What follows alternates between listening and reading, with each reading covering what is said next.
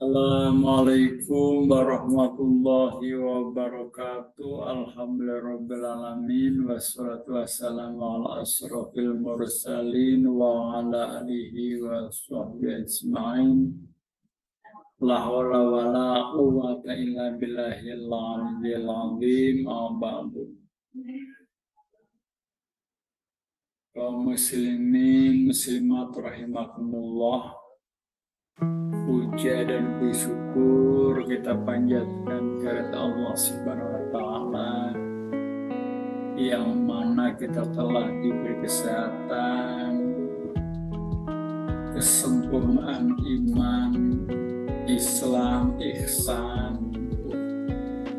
Kita selalu diberi hidayah, taufik, inayah, sehingga pada hari ini kita bisa bersilaturahmi.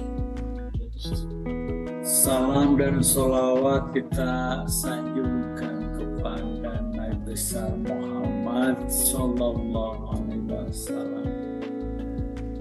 Beliau pemimpin kita semua yang wajib kita tiru dan kita contoh. Dan mudah-mudahan di hari akhir kita mendapatkan syafaatnya. Amin ya Allah ya Rabbal alamin. Pembahasan kali ini adalah tentang sholat berjamaah. Apa itu sholat berjamaah?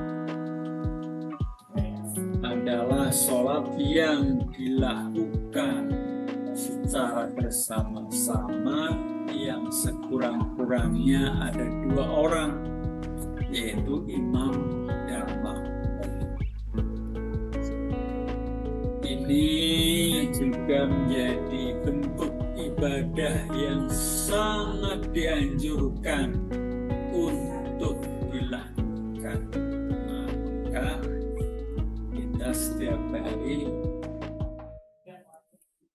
diusahakan sholat berjamaah ya di masjid bagi laki-laki, karena fadilahnya begitu besar. Ada banyak sekali keutamaannya jika melakukan sholat berjamaah. Untuk lebih jelasnya kita simak sebagai berikut. Apa itu hukum sholat berjamaah? Ada beberapa pendapat mengenai sholat berjamaah. Ada fardu ain. Fardu ain, sholat berjamaah itu hukumnya fardu ain atau wajib.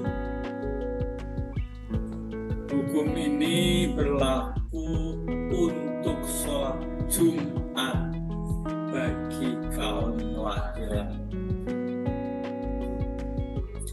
Artinya, apabila sholat Jumat tidak dilaksanakan secara berjamaah, maka hukumnya adalah tidak sah.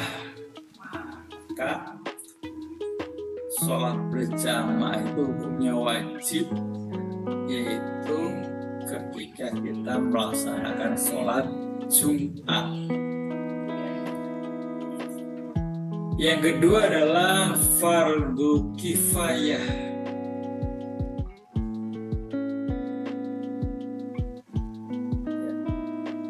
Fardu kifayah. Hukum sholat berjamaah menjadi fardu kifayah, yaitu kewajiban kolektif bersama-sama bagi masyarakat sekitar masjid, di mana jika sudah ada sebagian masyarakat yang mengerjakannya, maka kewajiban masyarakat lainnya terbebas atau sudah gugur. Begitu pula sebaliknya, jika tidak ada yang mengerjakannya, maka semuanya bisa berdosa. Masjid kosong, zuhur kosong, asar kosong, maghrib kosong, isya kosong, subuh kosong, semua berdosa. Tetapi kalau sudah ada yang melaksanakan sholat berjamaah, maka tidak berdosa.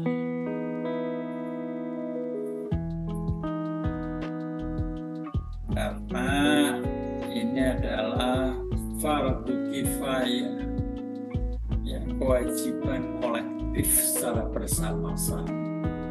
Tetapi walaupun kolektif, diusahakan secara maksimal kita melaksanakan sholat berjamaah, sholat wajib berjamaah bagi laki-laki. Begitu mendengarkan suara azan, langsung datang ke masjid sholat tepat waktu. Bila perlu sebelum adzan kita siap-siap berwudu, kita dengarkan sholat adzan sudah di masjid. Luar biasa. Maka marilah kita bersama-sama untuk melaksanakan sholat wajib secara berjamaah bagi yang laki-laki. Yang ketiga, hukumnya adalah sunnah. Hukum sunnah sholat berjamaah berlaku seperti pada sholat istisqa, ya, sholat minta hujan, sholat Idul Fitri, Idul Adha, dan sebagainya. Nah, ini hukumnya sunnah. Bisa andai kata dilaksanakan, ya, berpahala, laksanakan berpahala. Bila tidak dilaksanakan, tidak dapat pahala apa. Tapi masa tidak sholat Idul Fitri? Setahun sekali masa tidak sholat Idul Adha? Nah, maka kita semaksimal mungkin harus melaksanakan sholat Idul Fitri setahun sekali, Idul Adha setahun sekali. Jangan malas-malasan untuk melaksanakan sholat sunnah. Yang keempat adalah mubah. Hukumnya mubah, bisa dilakukan atau ditinggalkan apabila sholat berjamaah dilakukan dalam sholat-sholat di luar syariat untuk berjamaah. Jadi sholat bisa mubah. Misalnya apa? Sholat rawatib sebelum dan sesudah sholat. Jadi bila ditinggalkan, ya hukumnya mubah. Apabila sholat berjamaah dilakukan dengan sholat-sholat di luar syariat untuk berjamaah, maka lebih bagus. Ya, sholat rawatib harus dikerjakan semaksimal mungkin. Sholat rawatib kerjakan sebelum dan sesudah sholat wajib. Yang kelima adalah khilaful ula. Apa itu khilaful ula? Merupakan perbuatan menyalahi yang utama atau afzol. Hukum ini berlaku ketika adanya perbedaan niat antara imam dan makmum. Misalnya, imam berniat sholat bukan qodho, sementara makmum berniat qodho. Begitu sebaliknya. Yang keenam makruh. Apa itu makruh? Adalah sesuatu yang dianjurkan untuk ditinggalkan. Hukum sholat berjamaah bisa makruh jika seseorang mengerjakannya dengan imam yang fasik, yang tahu hukum-hukum Islam tetapi melanggar, atau orang yang keluar dari jalan kebenaran, imamnya sering melanggar hukum Allah, maka hukumnya adalah makruh. Yang ketujuh adalah haram. Sholat berjamaah hukumnya haram apabila dilakukan di atas tanah hasil rampasan atau diperoleh dengan cara yang tidak halal, di lokasi tanpa izin, gosok, walaupun secara hukum sholatnya tetap sah, tapi tempatnya yang tidak baik. Nah, maka tinggalkan hal semacam itu. Cari tempat yang baik, tempat yang halal, tempat yang memang dibuat untuk melaksanakan ibadah pada Allah Subhanahu wa Ta'ala. Jangan tempat-tempat yang tidak halal, ya, lokasi tanpa izin, gosok, atau lokasi penyerobotan tanah misalnya. Nah, itu tidak boleh untuk dilakukan. Ini adalah haram. Ada beberapa hadis tentang keutamaan sholat berjamaah. Ya, misalnya adalah sholat berjamaah lebih utama 27 derajat dibandingkan dengan sholat sendirian. Hadis dari Abu Al-Darda radhiyallahu anhu berkata kepada Ma dan bin Abi Tolhah al-Ya'muri, berkata, aku mendengar Rasulullah Sallallahu Alaihi Wasallam bersabda, tidaklah ada 3 orang di satu kota atau desa di mana sholat jamaah tidak didirikan di sana, kecuali mereka telah dikuasai oleh syaitan. Maka biasakanlah berjamaah. Ya, kita harus terbiasa berjamaah. Sebab serigala hanya akan memakan domba yang jauh dari kawan. Sejatinya ada banyak sekali keutamaan atau fadilah sholat dilakukan secara berjamaah. Apa fadilahnya, apa keutamaannya sholat berjamaah? Pertama, yang terbebas dari api neraka.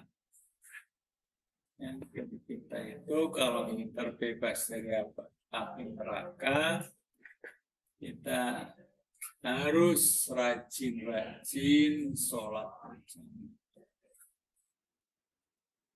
Yang kedua, dapat menyelamatkan kita dari sifat munafik. Ya. Orang munafik ini kan sangat dosa perbuatan. Jika berjanji ingkar, jika berbicara berbohong, jika diberi amanah tidak menyampaikan amanahnya. Nah, sifat-sifat munafik ini akan hilang ya manakala kita itu rajin sholat berjamaah di masjid. Ya. Yang ketiga, meninggalkan diterimanya sholat jika dibandingkan dengan sholat sendirian. Ya. Meningkatkan diterimanya sholat. Ya, artinya gini, kalau kita sholat sendirian, ya mungkin kadang-kadang tidak begitu khusyuk, pikirannya melayang ke arah ke selatan, ke rumah, ke pekerjaan, tidak khusyuk. Tapi kalau kita sholat berjamaah menjadi lebih khusyuk dibandingkan sendiri. Jadi meningkatkan diterimanya sholat kita. Ya, kita akan diterima sholat kita ya lebih berkualitas berjamaah dibandingkan tidak berjamaah. Maka kita diusahakan secara maksimal melaksanakan sholat berjamaah. Lalu dibalas dengan pahala yang berlipat mencapai 27 derajatnya. Wah, begitu sempurnanya Allah mengasih pahala. Ya, maka kita itu harus rajin melaksanakan sholat berjamaah karena pahalanya 27 derajat berlipat ganda dibandingkan sholat sendirian. Selanjutnya adalah menjauhi diri dari godaan setan. Dengan sholat berjamaah kita itu akan dilindungi oleh Allah Subhanahu wa Ta'ala dari godaan setan yang terkutuk. Kita itu akan bisa menang melawan setan ketika kita itu rajin sholat berjamaah. Dijanjikan surga oleh Allah Subhanahu wa Ta'ala. Ini kabar gembira bagi umat muslimat ya semuanya. Allah akan menjanjikan surga bagi orang yang rajin sholat berjamaah.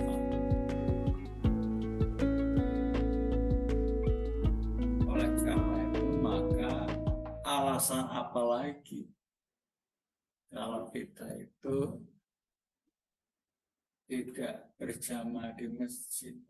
Zuhur, asar, maghrib, isya, subuh diusahakan di masjid.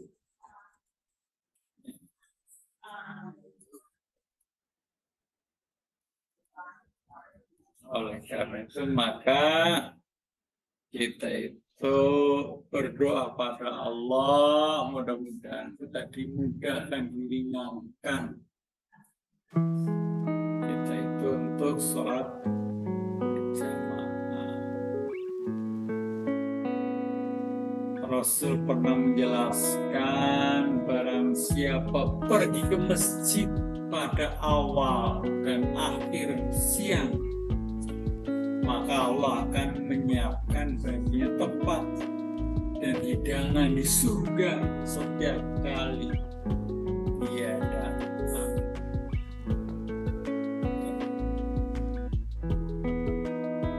Luar biasa. Man ghaza ila masjidi awroha a'adallahu lahu fil jannati nuzulah ulama ghaza awroha. Ya. Siapa pergi ke masjid pada awal dan akhir siang, maka Allah akan menyiapkan baginya tempat dan hidangan di surga setiap kali dia pergi. Dan ini riwayat Bukhari dan Muslim.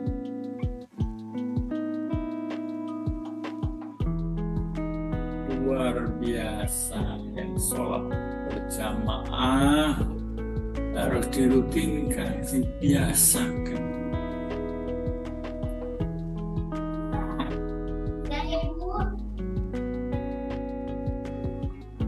Tidak ada yang berhak disembah dengan sebenarnya kecuali Allah Subhanahu wa Ta'ala. Satu-satunya dan tidak ada sekutu baginya.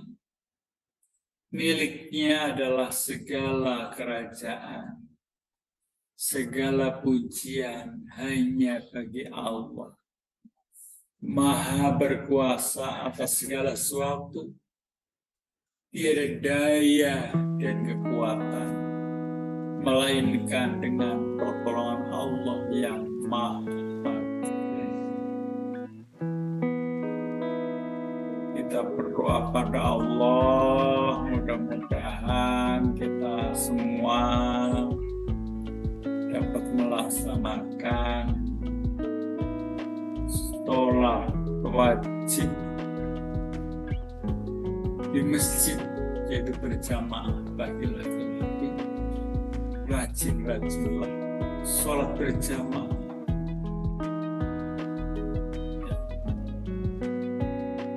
Setiap sholat fardu kita harus rajin berjamaah di masjid. Kita berdoa pada Allah, mudah-mudahan iman, Islam, ihsan kita benar-benar semakin berkualitas, sehingga kita itu menjadi hamba Allah yang dicintai oleh Allah, dan kita pun mencintai Allah Subhanahu wa Ta'ala. Dengan kita sholat berjamaah di masjid, kita itu akan semakin dekat dengan Allah Subhanahu wa Ta'ala. Segala puji bagi Allah, penguasa semesta alam. Pujian yang sebanding dengan nikmat-nikmatnya dan menjamin tambahannya. Wahai Tuhan kami, bagimulah segala puji dan bagimulah segala syukur, sebagaimana layak bagi keluhuran zat-Mu dan keagungan dan kekuasaan. Ya Allah, limpahkanlah rahmat dan kesejahteraan kepada penghulu kami, Nabi Muhammad dan keluarganya, yaitu rahmat yang bisa menyelamatkan kami dari semua ketakutan dan penyakit, yang bisa memenuhi semua kebutuhan kami, yang bisa mensucikan diri kami dari segala keburukan, yang bisa meninggikan derajat kami ke derajat tertinggi di sisimu, dan bisa mengantarkan kami kepada tujuan maksimal dari semua kebaikan, baik semasa hidup maupun sudah mati. Sesungguhnya Allah Maha mendengar, Maha dekat, lagi Maha memperkenankan semua doa dan permohonan. Wahai Zat yang Maha memenuhi semua kebutuhan hamba-Nya, ya Allah, sesungguhnya kami memohon padamu kebahagiaan dalam agama, dunia dan akhirat, keafiatan jasad, kesehatan badan, tambahan ilmu, keberkahan rizki, taubat sebelum datang maut, rahmat pada saat datang maut, dan ampunan setelah datang maut. Ya Allah, mudahkanlah kami dalam menghadapi sakaratul maut. Jauhkanlah kami dari siksa api neraka dan ampunan pada saat pelaksanaan hisab. Ya Allah, janganlah Engkau goyahkan hati kami setelah Engkau beri petunjuk, dan berilah kami rahmat dari sisi-Mu. Sesungguhnya Engkau Maha Pemberi. Ya Allah, ampunilah semua dosa-dosaku dan dosa-dosa kedua orang tuaku, serta terbebaskanlah kepada mereka berdua sebagaimana mereka berbelas kasih kepada diriku di waktu aku kecil. Ya Tuhan kami, limpahkanlah kepada kami kebaikan di dunia dan kebaikan di akhirat, serta jauhkanlah kami dari siksa neraka. Semoga Allah memberikan rahmat dan kesejahteraan kepada penghulu kami, Nabi Muhammad, beserta keluarga dan sahabatnya, serta segala puji bagi Allah Tuhan semesta alam. Ya ayyatuhan nafsul mutmainnah, irja'i ila rabbiki radiyatan mardiyah, fadkhuli fi ibadi wadkhuli jannati. Rabbana atina fid dunya hasanah wa fil akhirati hasanah wa qina adzabannar. Wassalamualaikum warahmatullahi wabarakatuh.